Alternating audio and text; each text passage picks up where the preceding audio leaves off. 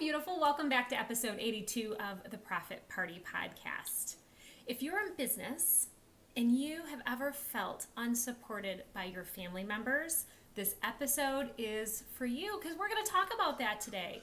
It happens. It is one of those little things that you just can't avoid all of the time, and you can't always change everybody else, and you can't make them get you. You can't make them understand you and support you, but what you can do is learn how to roll with the punches and understand what it is that they're thinking and feeling so you can approach these family members the right way. You can keep moving forward towards your goals, your ambitions, in your dreams in business in a really healthy way, and you can feel amazing while doing it. Because what we don't want is for you to give up on your dreams and let go and talk yourself out of going for the gusto just because you're afraid of outshining somebody or hurting their feelings or what they might say.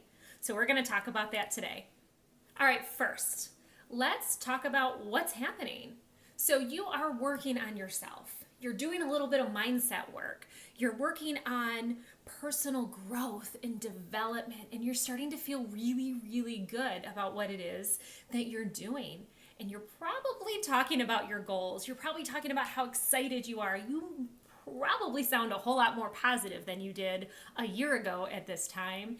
And that's scary for people. The people in your life are used to you the way that you were. They're used to the old you. They're used to the one that is not like super excited and positive and, sunshiny and all excited about, making her business happen and, changing the world and making it a better place. They're like, wait a minute, where's the girl I knew and what happened to her? And can I get her back? And it's not because they don't want to see you succeed. Sometimes it is, but usually that's not why. It's because they're afraid of losing the connection and the relationship that they have with you. They are used to a certain kind of conversation. They're used to a certain energy when they spend time with you, when they conversate with you. There's a certain kind of like expectation that happens. And when you start to change that and you raise your own vibe and you kind of hit a different set point, an energetic set point or frequency, you are no longer vibing at the same frequency they are. Does that make sense? They're kind of down in negative world territory, complaining, boredom. It's easier for them to just keep bitching about their life, probably, right? Or it's easier for them to stay comfortable with what they know. So when you start vibrating at a higher frequency, you get excited, you're more positive. What that does is it not only are you now not on the same vibe, so there's a little bit of a disconnect there, you are showing them by role modeling what's possible. You both started in the same place. You were both in the same, vibe in the same way. You were both talking about the same things, complaining about the same things. You had a lot in common. And now that you are raising the bar for yourself and you're starting to do more and you're starting to achieve your goals and you're making yourself happy and you feel really good inside and you're showing them that it's possible for them to do that too. But they also have seen you grow and they know that in order for you to get from where you were to where you are now, you had to challenge yourself. You had to step outside of your comfort zone. You had to do things that were a little outside the box or a little different from what you were used to doing, and that scares them because they're like, wow, she's showing me what's possible, but she's got one foot outside of the comfort zone, the familiarity zone. I can never say that word right. To where now you're basically demonstrating it can be done. And you're showing them that it can be done, and you're pretty much handing them the blueprint on how to do it, and they're feeling threatened and challenged. They're like, oh gosh, if she can do it, that means I can do it. I don't know if I want to do it. I don't know if I'm ready. That's scary. I have to step outside of my comfort zone, and I don't know if I want to do that. Ooh, I don't like you for making me feel this way. I don't like that you're making me feel less than. I don't like that you're making me challenge myself and question myself and what it is that I can do or what I'm capable of or what is possible. So that is something that legit happens all the time when the people closest to you in your circle are watching you front row, seeing you change your life. You're showing them what's possible for them, and that's scary because you know what, they just want to stay comfortable. They don't want to stretch. People don't want to stretch. We don't want to change. Our brains like patterns, they like routine, and they're lazy. So when we demonstrate that change is possible, and we force people to start checking in and asking themselves, could I be doing this too? Should I be doing this too? And you know what happens when we start going, should I? A whole spiral of thoughts and feelings and emotions starts to occur, and we're wondering, are we enough? Right? So your success, after all these chain reaction of thoughts and feelings, could very well be making the people around you question whether or not they're enough. Now, I know you're not doing that on purpose, and it doesn't matter because you can't change people. What happens once you continue to keep pushing towards your goals is that you're showing them, leading by example, you're becoming a role model, that it's safe. So your first couple steps outside of that comfort zone, when this is all new and it's just starting to happen, they're going to question, like, is it safe? They're probably going to tell you all the reasons why it's not safe. They're going to try to project their fears onto you and tell you, 99% of all businesses fail in the first 5 years. What could possibly happen? And I'm just trying to protect you because I love you and I want to keep you safe. What they're doing is they're projecting their own fears on you. They're like telling you this is what they feel like could happen if they tried to step outside the box and challenge themselves and grow. This is why they're scared. And they're telling this to you, and they want to see what happens. And by you being like, thank you for your advice, I appreciate it. Thank you for caring, and thank you for loving me and caring enough to look out for me that way. But I think I'm ready. I'm prepared for this, and I'm excited about it, and call me crazy, but I'm going to do it anyway. And so they're going to be like, all right, don't say I didn't warn you. And then they're going to watch, and they're going to learn, and they're going to see that it is safe and it is possible.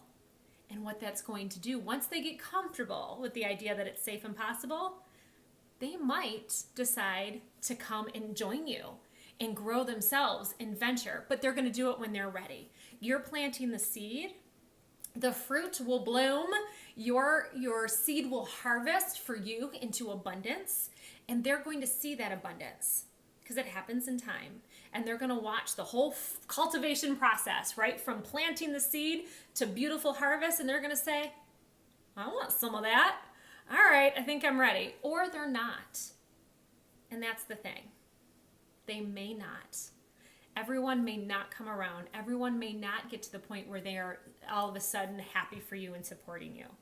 And when that day comes, you have a decision to make. Do you keep them or do you let them go? Now, this is a fork in the road, and it's a very hard decision to make, but it must be made. You at some point have to decide, what does this relationship mean to you? And what do you have to give up about yourself and what's in here, in deep inside, and what you know that you're capable of? Do you have to give up your dreams? Do you have to sell yourself short? Do you have to give up on who you are and the impact that you can make on the world to please this one person or this group of people? And is that worth it?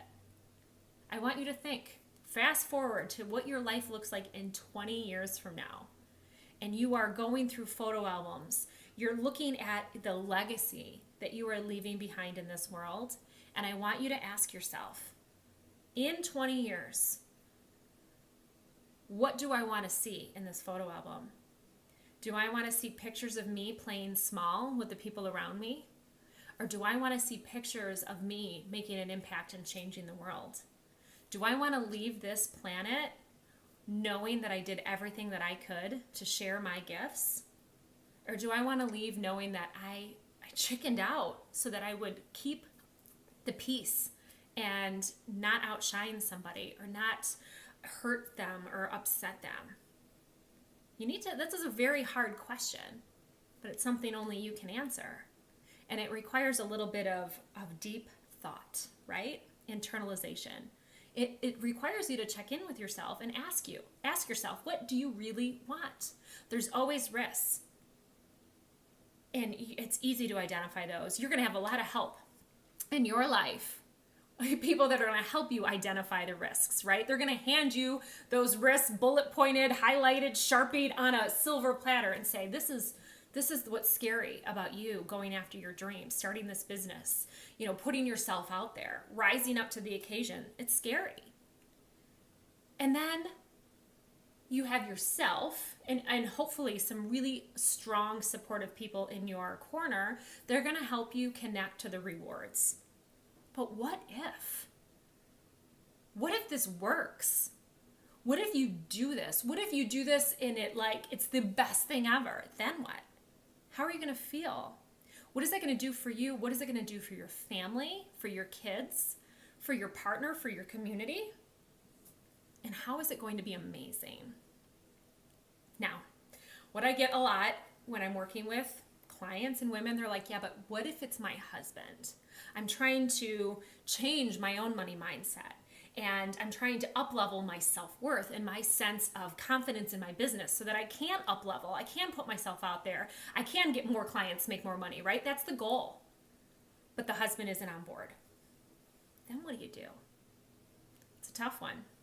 And again, that decision has to be made. You know your husband. You know your partner better than I do. So my advice would be, A, go slow. Again, they're afraid for all the same reasons. They're afraid of losing you in the relationship that they have. They're afraid of things being different. So perhaps it's worth having a conversation or several, go slow, little bits and pieces over a period of time to have that conversation with them and discover what it is that they're really, really afraid of. And oftentimes if we're talking about a man here, they're not so good at talking about their emotions, not nearly as good as we are. Usually. So you have to do a little digging and a little reading between the lines. But, it goes a long way to just simply reassure them and say, look, honey, we're going to do this thing and we're doing it together. We're a team. I'm not doing this without you. I'm not leaving you. Things aren't going to change. You'll always be the man. I'm not trying to emasculate you, but wouldn't it be cool if I could retire, if we did this together and you could retire and you could golf? Or bowl or whatever it is that you do for the rest of your life, or you could finally do that business that you've been dreaming of and we just never had the extra money to do. Get them on board. Start talking about the possibilities and how this change and your growth is going to benefit them too. And more importantly than anything, lead by example. Once they see that this is successful and it's booming and nothing changes and in fact it brings you closer together and makes you stronger, they're going to be more supportive. Wouldn't you if you were in their shoes? Also, speak to them in their love language. It might require a little bit more effort on your part, and I know that's the last thing you want to hear. You're like, I'm trying to build a business and I'm trying to juggle all the things and keep all the plates spinning, but try it. What is your hubby's love language? And if you speak to him in that love language and, just go that extra mile, give him a little extra TLC during this process of change and growth so that he knows you're not going anywhere and he has nothing to fear and be afraid of, that this is going to be a healthy process. It's going to bring the two of you closer together. It's going to benefit your family in so many ways. And if that still, after doing all of these things for a long period of time, doesn't work, well, then you have some decisions, right?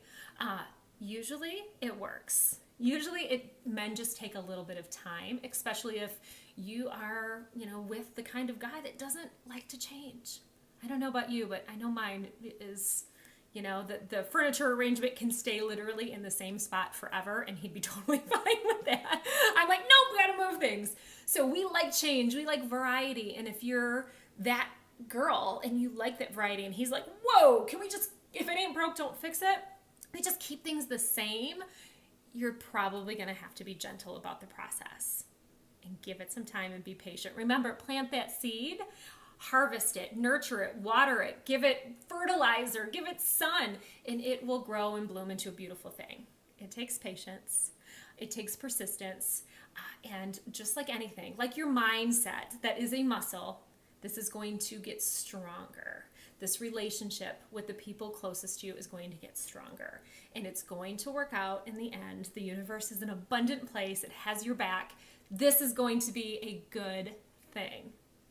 And when it isn't, when you do have those people that really are not on board and really can't, they just can't get in alignment with what you're doing. They can't bring themselves to support you. Everything is just, you find that they're energy vampires or they're really like major buzzkills. Then you might have to say, you know what? I love you to pieces, but distance is a good thing. You don't have to burn bridges and cut ties, but a little bit of distance goes a long way. Maintain your boundaries, your energetic boundaries. Protect your energy.